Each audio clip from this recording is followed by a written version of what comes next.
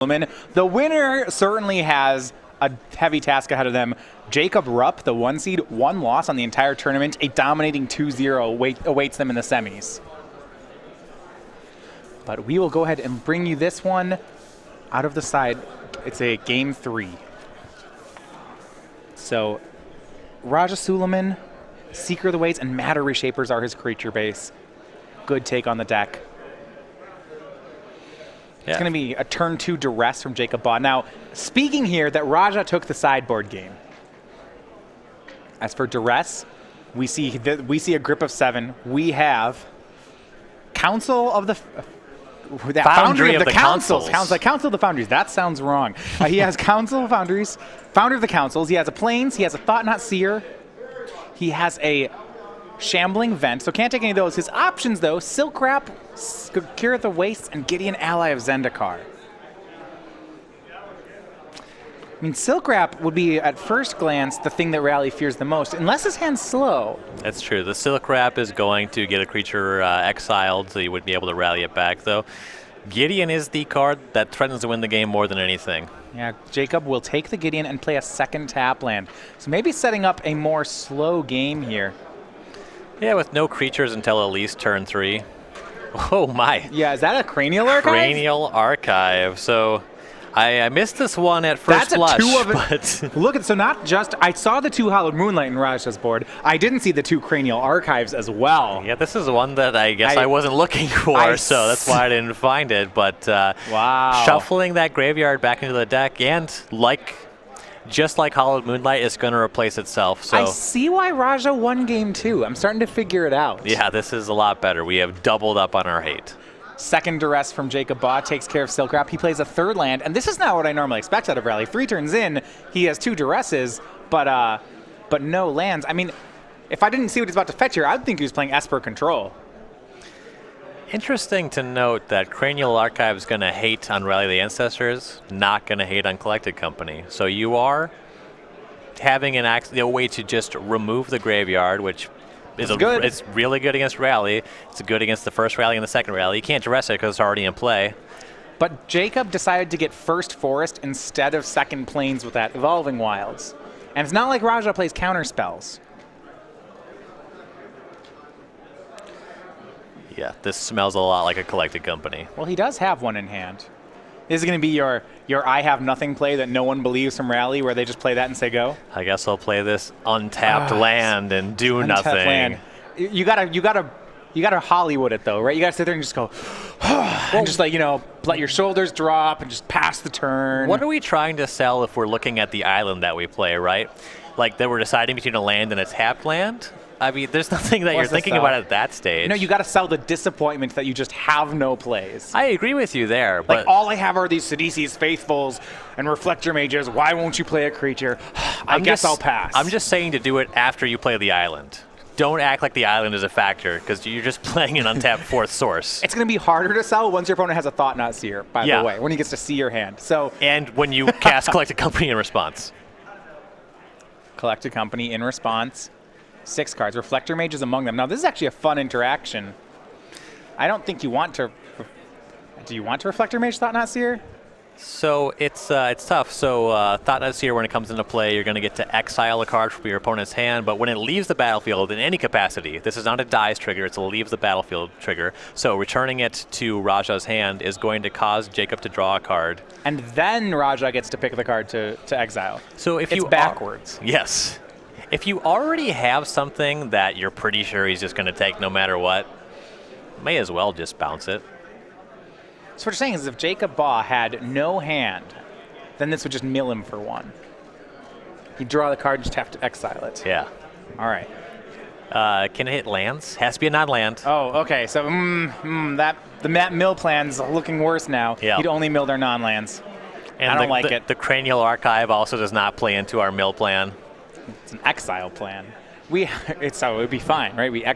Eldrazi exile things. They don't mill them. It's true. We have a Jace, an Anafenza, another Reflector Mage, and an Nantuko Husk.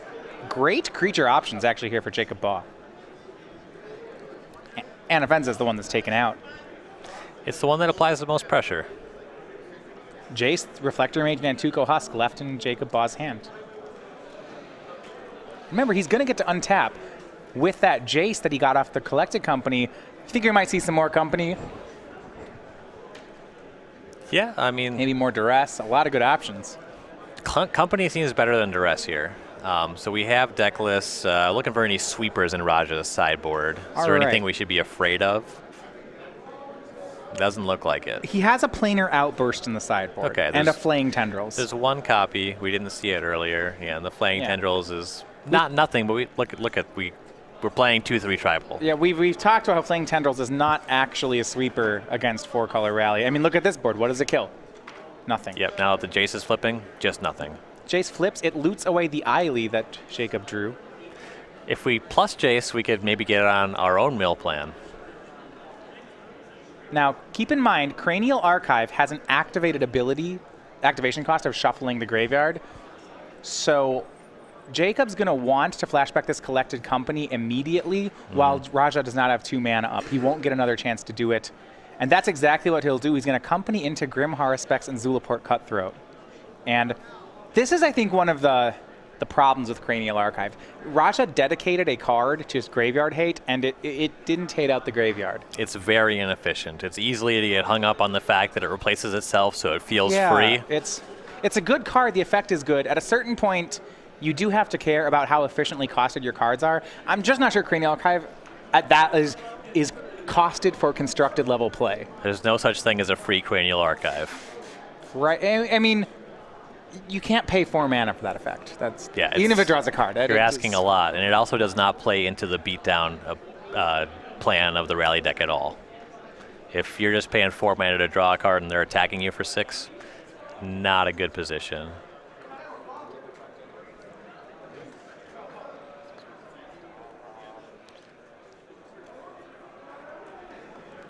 Okay, so we see Raja casting a Thought-Knot Seer here, and players bickering.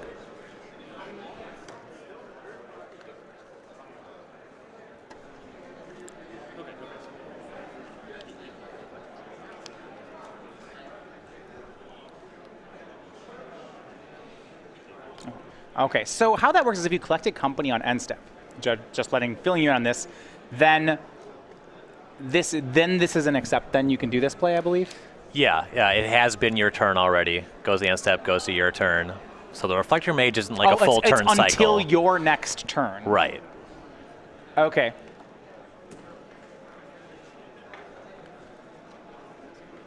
So because Jacob Baugh had begun a turn after that end step company, the effect wears off as soon as Jacob enters an upkeep. Basically. Right. Really strong when you're bouncing an attacker. Less good on your opponent's turn when you're just casting it. Okay. So he'll get to take another card. He takes the other Reflector Mage out of Baugh's hand. 4/4 waiting there, but still a powerful board for Jacob Baugh. Nothing quite as big as a 4/4 though, so he does have some work to do. Yeah, and you actually see this put together by Raja, right? He took the first Thought-Knot Seer, he took an Anafenza. The second one takes a Reflector Mage. He's setting up this 4/4 Thought-Knot Seer to be a trump on the board. Yep, it's going to hold everything off, and eventually we are going to see this Cranial Archive matter, presumably. Jace will shrink Thought-Knot Seer down to a 2/4. Here's an Eiley. Here's an Antuco Husk. 5 creatures on the board. With Grim Haruspex and Zulaport Cutthroat, we are reaching a very dangerous place. Now, Sulaiman does have Cranial Archive. Yep. The Thought-Knot Seer cannot hold off Eiley or an Antuco Husk due to Death Touch and the ability of the Husk to pump itself. So if you're in Raja's spot, do you feel that I almost feel like Raja is forced to leave up 2 mana for the rest of the game, because if he ever takes it down, Baugh can sweep away his whole board to Nantuko Husk, drain Raja, draw cards, draw into rally everybody, do it again, and maybe just full combo him. And that's where we're really seeing the cost of Cranial Archive. It's not just that you have to use 2 mana when it happens. You have Every to have it turn, up. Yeah, he has Secure the Waste in his hand. We're taking away 2 tokens with that. Yeah, if Raja end step taps out for Secure the Waste, at instant speed, Jacob might kill him. Yeah. Dying at instant speed, less than ideal. The play is Secure the Waste for 5 from Raja. Raja is committing to this Cranial Archive being a mulligan. Whoa. This is big. I don't necessarily see its main phase. All right, what's the appeal for main phase here? It is an instant. I got nothing. You're playing around it getting dispelled, I suppose. Well, that's actually fair. Most 4-color rally decks do have dispels on the sideboard. Except that the deck lists are face up, and he does not. So much for that. I mean, sometimes, so to be fair, you can only actually see deck lists between games. So if Raja didn't do a specific check for dispel, he might believe there's a dispel in here. Yeah. Kind of like how Baugh probably didn't do a specific check for Cranial Archive. No, he has to do that one. It's not a very common card, but it's one that it's, highlighted and circled in red ink if you're a as a combo player, I know the cards. It's not very hard to figure out which cards are for me. Yeah, that's true. It's like, oh, Duress, that's probably coming in. I don't even know what deck I'm playing. It's probably coming in. Yeah. Yeah, the mental shortcut I was using, I was just looking for Hollowed Moonlight, so I didn't see it. But Baugh was probably a little bit more thorough, seeing as he is playing for a lot more than I am. And now that Raja has tapped out of the Cranial Archive mana, we're going to see what Baugh is going to do. Starts out with a copy of Liliana Heretical Healer. All the pieces to the puzzle here. This turn is going to be great for Baugh. He's tapped too low to cast a rally on this turn, but he's already got the pieces in play to pull a bunch of life in his direction and draw a bunch of cards. All right, so here's how it starts. Nantuko Husk will eat Reflector Mage. That means it becomes a 4/4. Baugh gets a zombie. Liliana transforms into a Planeswalker. This is where we start. Remember, he also then drains one, and Baugh draws a card. Raja loses a life. A lot of things happening here. So that's the start. One card here for Jacob. Now, with absent of fast mana, which he doesn't really have, he's not going to be able to rally Ancestors this turn. Nor Collected Company. But he's going to get to do, I don't know, he's going to get to do so very much here. A lot to think about, seeing as Raja can untap and Cranial Archive, and this Husk is certainly not coming in for lethal with all those tokens hanging out. Looks like Nantuko Husk wants to attack. Does Eiley want to join him? No, she does not. It's just Husk. This is an easy block for Raja. Yeah. One soldier. Chump, thank you very much. You're not going to get more than one token out of me. Let's see what he wants to do with Liliana. Both the plus and a minus seem reasonable here. He could bounce the Thought Knot Seer. That would kill the Liliana to do it, though. I don't know if he wants to do that. Right. Plus, and they'll both discard. That's not bad either. That's going to be the choice. 2 cards in hand for each of them. It is a second Eiley discarded for Baugh and a Scoured Barrens for Raja. I like the discard there, considering that Raja's going to untap and have access to Cranial Archive. Baugh's just planning on playing some ABC Magic here, and Planeswalkers happen to be a great way to do that. It's actually a story that I kind of want to see happen here. I want to see 11 triggers of Zulaport Cutthroat happen. You know where I'm going with this? Jacob goes to 30. Then this Eiley in play. It has another ability. That's true. We are shy on 11 creatures. I have never seen it activated, but this is the best shot I've seen so far. Maybe Raja will tap out and we can exile the Cranial Archive. Eiley is able to exile permanents. Anything, yeah, and that's how we're going to get around the graveyard hate. We're just going to... He has another Secure the Waste. Well, we're live. If we get... Okay, real situation. If we get a second Zulaport Cutthroat in play, this is completely reasonable. Yes, absolutely. With one, I don't... Not completely reasonable to target the Cranial Archive, but completely reasonable to get Eiley online. So Raja has a second Secure the Waste in hand. He thought about main phasing it there, and it looks like he's going to upkeep it. So tapping off of Archive here I do not like. Dude, it's getting more and more dangerous. He's really playing around these counter spells. That's why you'd want to upkeep it here. Now, here's some issues. Dispel only costs 1, so the idea of upkeeping a spell you don't want countered, it's technically correct. It would take Jacob off 1 mana, but one mana for Rally. Rally's not actually a very mana-tight deck. That's probably fine. I think he's acknowledged one thing, but he should have checked to see if Jacob's playing counter spells, which he isn't. And also, you're right, this Cranial Archive it's good. It's really good. Yes. See Jacob Baugh, also part of Team Lotus. Lotus putting 2 players into top 8, both Jacob Baugh and Andrew Tenjum. These guys aren't messing around. This is a quite good team.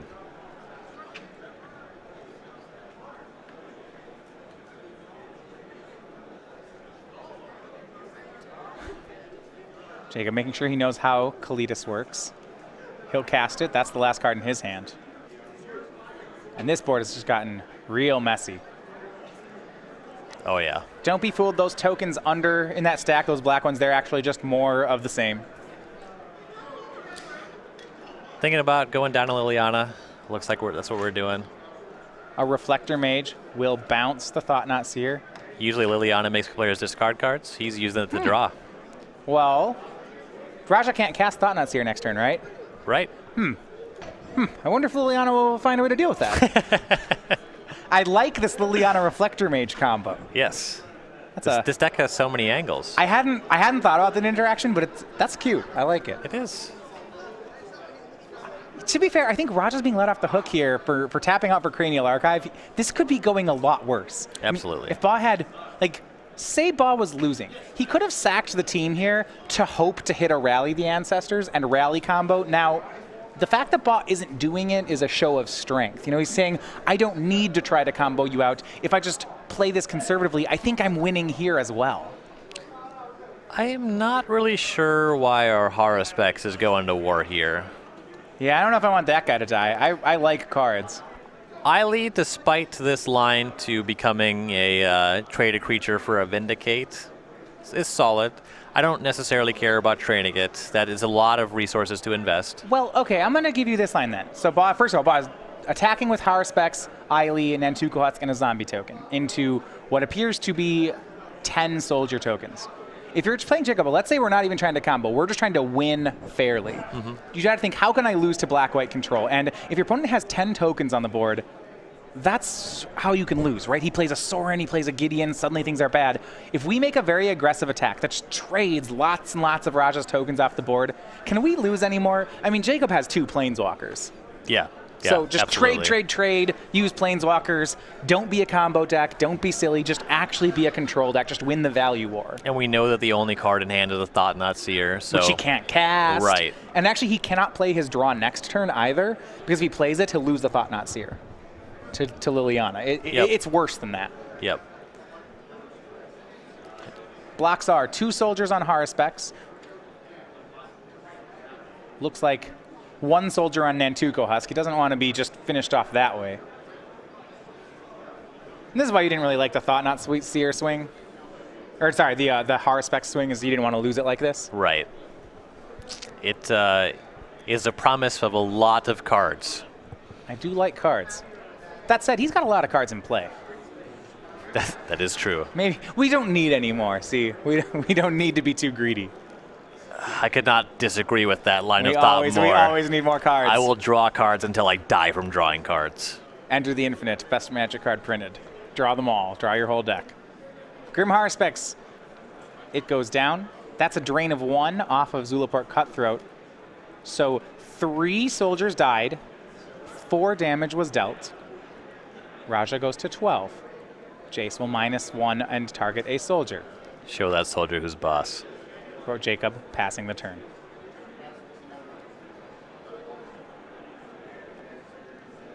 I believe, yeah. That guy's been shrunk. Back to Raja.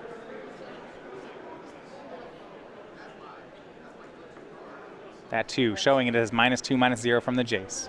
The top deck looks suspiciously like a second Thought-Knot Seer. I'm not 100% on that. I mean, it's okay. It's because Jacob Reflector Mage is the other one, right? Yeah. Yeah, this is a game that can track that. That's how that works. You can just play the other Thought-Knot Seer. Oh. You have to grab a Sharpie. All of them with the same name. You're supposed to grab a Sharpie and mark the card that was actually bounced so that you can confirm it when they try to recast it. You just write number 2 after the one you top decked. You're like, no, I'm playing Thought-Knot Seer number 2. He's different. No, this one is in Russian. The first one was in English. So if you bounce with Reflector Mage, my Sword Brothers Yamazaki, and then I draw Axe Brothers Yamazaki, can I play it? I'm going to say no. I have to get a judge on that one. I don't know. They're different cards. They have a parenthesis 1. They're 2 different ones in Gather, you know. Doesn't your argument apply to reprints as well? It might. It might. You have a good point.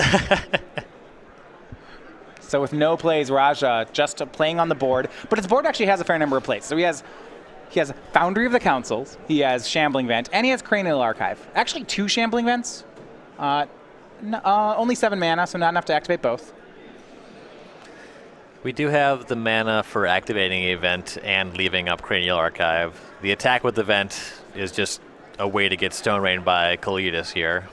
The interesting part about this game is that Jacob does not have to be a combo deck. If we just play some magic that's on the board, some creatures, some trading, nothing fancy, I think Jacob ends up ahead. He's got 2 Planeswalkers that Raja can't kill. A card that we see on some sideboards is 1 copy of Minister of Pain. It doesn't look like Jacob has that. That would be a huge breaker here. Yeah, Minister of Pain, a popular one with the Eric Hawkins, Matthew Tickle build. I think they've had that one since SCG Chicago of last year. I remember the first time that Tickle played this deck, it was brand new. And I was talking to him, he lost in the top 8 or the top where we lost. And he said, I should have had a Minister of Pain in my deck. I was like, is that what you're beating yourself up over? I think that that one's pretty deep.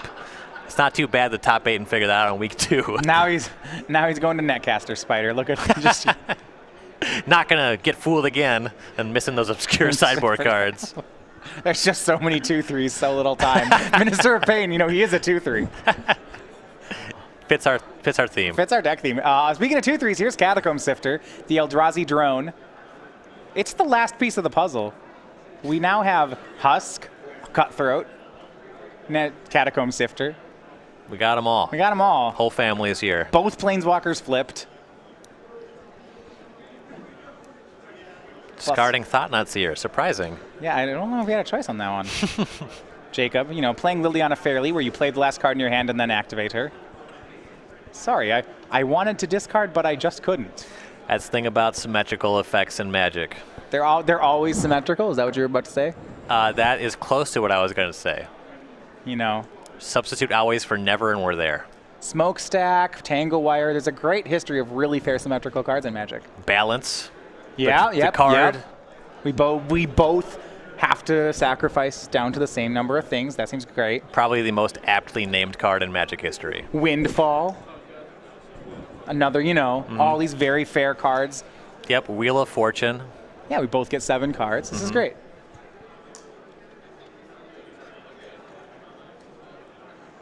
Flame Rift. Yeah, perfectly symmetrical.